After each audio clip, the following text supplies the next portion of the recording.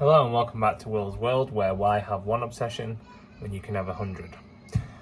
Today's obsession is going to be a review of Inside Out 2.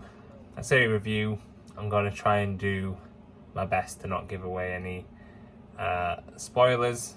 So, simply put, I'll be expressing my overall opinion.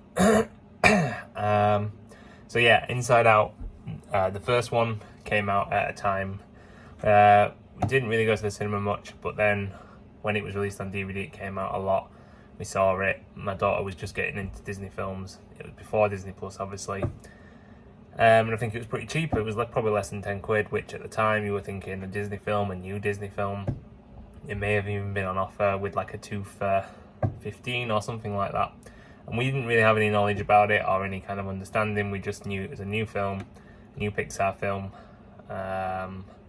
And that it looked pretty cool. So then having watched it and just seen how amazing it was, how kind of revolutionary it was in terms of the issues that it dealt with, to do with emotions, and how they explained it in such a way that it not only reached the target demographic of young kids, but also so many adults could relate, including ourselves, me and my wife, who do suffer from certain aspects that were shown in the film.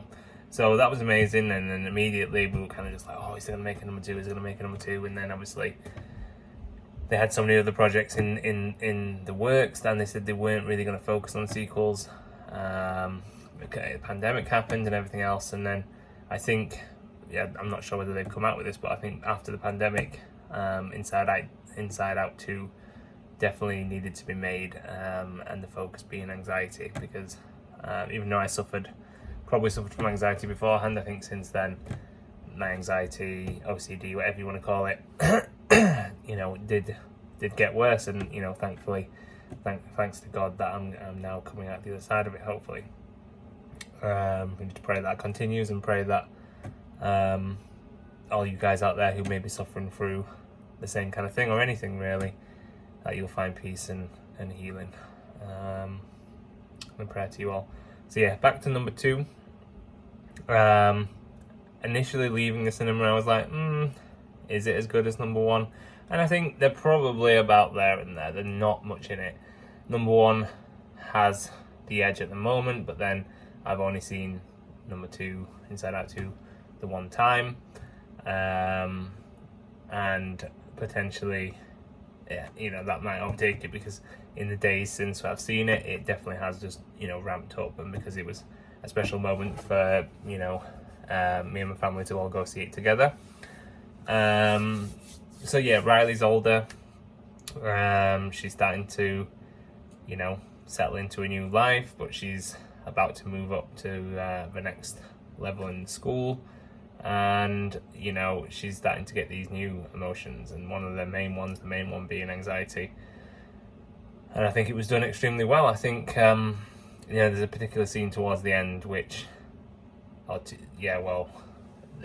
main scene, without giving it away, towards the end, and I think it was just done so well. So I'll just do a spoiler, because I think it's so important to discuss it. So spoilers. Before that, I think, before I get into the spoiler, because people might want to know my overall opinion, is definitely go see it. I think it will help you, even if you're not suffering from these things, to kind of get a better understanding, and maybe somebody who is going through these emotions, and this might help you help them. So spoilers from this bit on. The scene at the end where anxiety is like frozen at the controls, and the orange is spinning round, Riley's having the panic back, all of her stims, all of her kind of actions and patting and tappings. It was so reminiscent of the times that I've been through such thing, and I've seen my wife and daughter go through the same thing. But then the calming down, touching things, breathing. It's so important to recognize how to come out of it, just grounding yourself, and that's why you touch things, that's why you try and smell things, hear things, bringing you back into that real world instead of inside your head. And I think the whole film is just, you know, a really amazing effort. I read somewhere that some critics view Inside Out #1 as the last great Pixar film, and that this #2 is the closest it's come to reaching that. But I don't agree with that anyway. I think there's been some really good ones since then. So yeah, overall, amazing film. If you get a chance to go see it at the cinema, we were kind of fortunate enough to watch it in IMAX, and my goodness, that was an experience. But you know, it shouldn't be long. I mean, how long did they give it now before it comes on Disney Plus? Obviously, it's only come out last weekend, so it'll still be a while off. But it's not like it was in the old days where you have to wait 6 months for the DVD to come out. So yeah, that's about it. And if anyone is suffering from any of these things like anxiety and needs to just have a bit of a chat, leave a comment, and maybe there's something I can help with that. Anyway, guys, thanks for watching. As always, peace, love, and prayers. Bye.